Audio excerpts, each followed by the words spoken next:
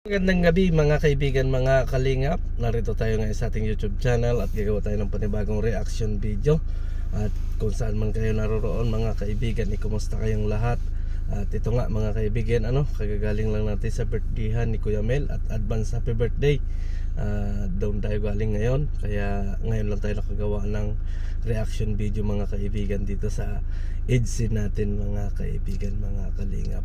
Pero bago natin umpisahan ang ating reaction video, i-shoutout muna kay Kuya Bal Santos Matubang, Kalingap Robin natin at sa lahat ng ating mga viewers. Kay Ate B Considerate sa Bicolana and Sugarcane Channel, sana suportahan po ninyo mga kaibigan yung ating mga kaibigan na gumagawa ng charity vlog. Kahit maliliit yung kanilang mga video ay tuloy-tuloy lang yung kanilang mga ginagawa. Ganon din po sa mga nasa landing pad, sa mga ambassador, kahit sa mga live streaming po nila, sana po masuportahan natin para sa ganon mas marami pa silang matulungan. At napakahalaga po ng landing pad para sa pagtulong ng Kalingap. Hindi lang dito sa ating love team, magtulungan din tayo para doon sa ating mga kapwa maliliit na channel na talagang nagsisikap sila mga kaibigan na makatulong sa ating kapwa Pilipino. So, bakit nga ba nandito tayo? Kasi gabing-gabi na ay andito pa tayo sa sasakyan mga kaibigan. Kasi nga mga kaibigan, gagawa tayo ng reaction video dito sa EDC, kung saan makikita ninyo mga kaibigan dito yung sweetness ng dalawa. Dito ninyo makikita mga kaibigan. Ito ay upload mula sa channel ni Kalingap Rob at ito ay ginanap doon sa debut ni Joby mga kaibigan. Pero hindi si Joby yung ating gagawa ng reaction video, kung hindi si Papa Eds at saka si Viancy. Kasi nakaka-excite ito mga kaibigan. 3 beses ko na itong pinanood at talagang inulit-ulit natin mga kaibigan yung part na ito. Yung part na ito ay talagang pinaulit-ulit natin at dito natin makikita yung parang may something talaga mga kaibigan. Sabi nga lang ng mga supporter natin ay basta't walang aminan, pero ramdam na ramdam yung mga yung mga kilos at galaw ng dalawa. Totoo yan, kasi ay bagay na bagay naman sila. Talagang sabi nga lang na Kuya Bal Santos Matubang ay dapat hindi napakawalan ni Papa Eds at ganon din ni Viancy. Pero grabe yung mga titik kasi ni dito ni Bibi Viancy mga kaibigan kay Papa Eds. Ganon din si Papa Eds. Grabe yung mga kilig dito mga kaibigan. At intayin natin yung upload ni Kalingap Rob about dito sa ating sinusuportahan na love team. Lahat naman mga kaibigan ay sinusuportahan natin, pero kakaiba lang ito kasi mga kaibigan, kasi wala pang pag-aamin sa bawat isa sa kanila, pero ando na yung parang meron na sila.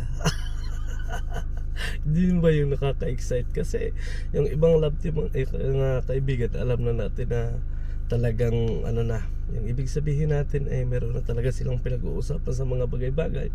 Pero itong dalawa na ito kasi mga kaibigan ay talagang nakaka-excite yung kanilang mga galawan. At may ipapanood akong video sa inyo at kayo na rin yung magsabi kung kayo ba ay kinilig or ano ang nasa loobin ninyo mga kaibigan, mga kaidsi, doon sa lahat ng mga manunood sa atin. Kayo na rin yung makakapaghusga kung tama ba yung ating hinala na talagang iba yung may pagmamahal sa bawat isa. So napahaba na yung intro natin mga kaibigan. Tara na at pasukin natin ang EDC Forever. Thank you. Okay? Nakapiling kayo lahat. Okay na po. Alam niya naman. Okay, ganito ha. Mag-create ang bawat love team ng tunog. Tunog muna. Kahit anong tunog. Tunog hayo, tunog bell, or kung ano. Magkatayo kayo. In my signal, 1, 2, 3, go. Hahanapin nyo ang kalab team ninyo. Okay? Pag nahanap nyo ang kalab team ninyo, pwede nyo nang tanggalin ang piring. Okay? Pagkatanggal ng piring, kukuha kayo ng tigi-isang lobo. Okay? Pagkakuha ng tigi-isang lobo, kailangan maputok nyo yun. Okay? Parehas nang hindi ginagamit ang kamay at paa. Mag-usap muna ang kada love team kung anong tunog. Meeting. Kung anong tunog. Lakasan nyo, ha? Dapat ano, ha? Ano ba? Wait. Ganon. Okay? Dito natin malalaman kung sino ang nakakakilala sa boses ng kanyang love team. Okay? Titingnan natin kung sino ang unang makakahanap sa kanyang kapare. So, syempre ang unang makapagpagdog ay siyang mananalo ng ating grand prize na dumadagiting na 500,000. Sabi, ang yaman. Pwede magsalita, animal sound, pero bawal magsabing nandito ako. Dapat animal sound lang. Okay, time's up. Hiwalayan na po ang mga magkakapares. Time's up, hiwalayan na. Makinig muna po sa akin. Adjust muna tayo dun, girls. Adjust tayo dun. Ayan, adjust muna tayo dun. Makinig po. Pagkasabi ko ng go, mag-create na kayo ng sound ninyo para mahanap niyo yung kapares nyo. Papatayin natin ang sounds and then kanya-kanyang tunog. Okay, ready? In 3, find your partner or collab team in 3, 2, 1, go!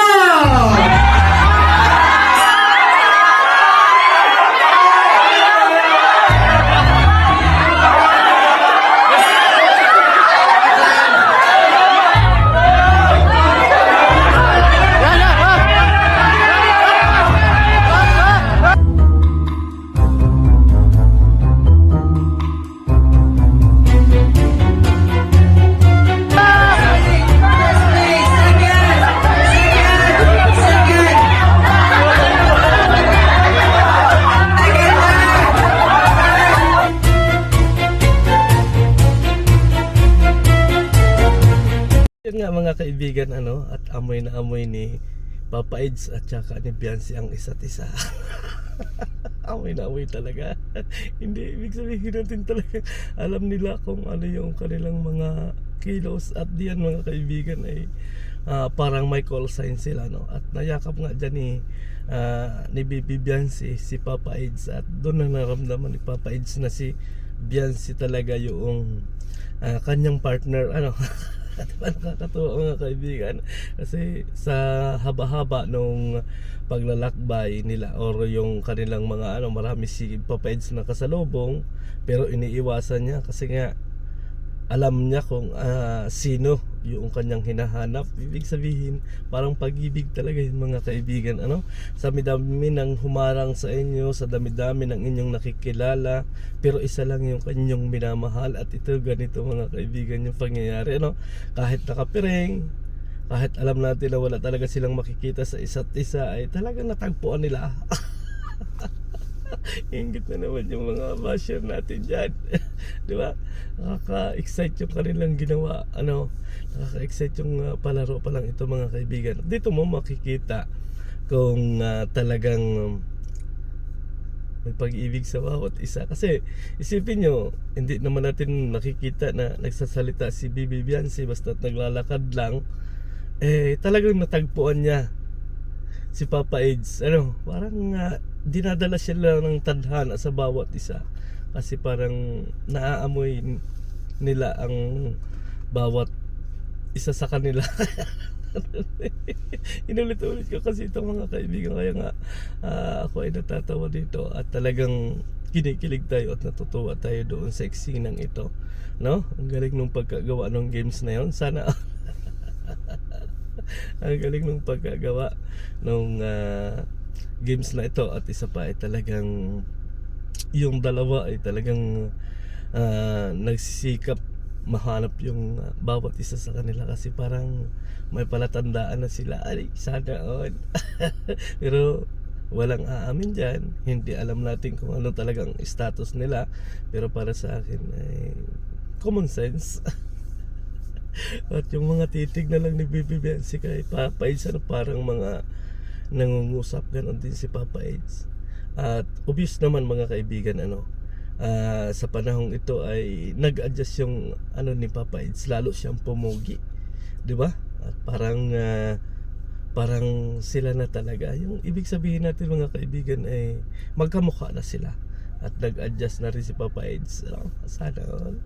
medyo gulo pa yung buhok natin mga kaibigan kasi napapakamot yung ulo natin kasi may mga nakikita tayo na ganito sana kaya suportahan natin mga kaibigan itong itong serye na to, hindi lang itong serye na ito kung hindi ang lahat ng mga love team kasi kahit medyo maiedad na tayo ay nakakakilig pa rin mga kaibigan. Sa totoo lang ako ay natutuwa kasi may mga ginagawa na teleserye si Kalinga Prab at parang nare-relate ang ating damdamin sa mga bagay na ito. At doon sa ating mga fanatic na kung saan saang mga love team mga kaibigan, magsuportahan tayo. Huwag nating pababain yung mga views ng ating mga love team. Kung halimbawa Jomcar kayo, Edsi kayo, Danjoy, Ed Pao, at sa lahat pa ng ating mga love team mga kaibigan, suportahan natin kasi nakikita natin na malaki ang itinataas din ng charity vlog ni Kalinga Prab. So i-balanse natin mga kaibigan para matuwa naman ang gumagawa ng serye. So sa palagay ninyo mga kaibigan, ako'y mag-iiwan ng katanungan sa atin lahat ng mga viewers. Sa palagay ninyo, meron na or wala pa ang ating love team ng EDC mga kaibigan? Sa palagay ninyo? Pero sa palagay ko, meron na, pero walang aminan. So maraming salamat and good morning sa inyong lahat. Bye bye and thank you sa inyong suporta. Bye bye.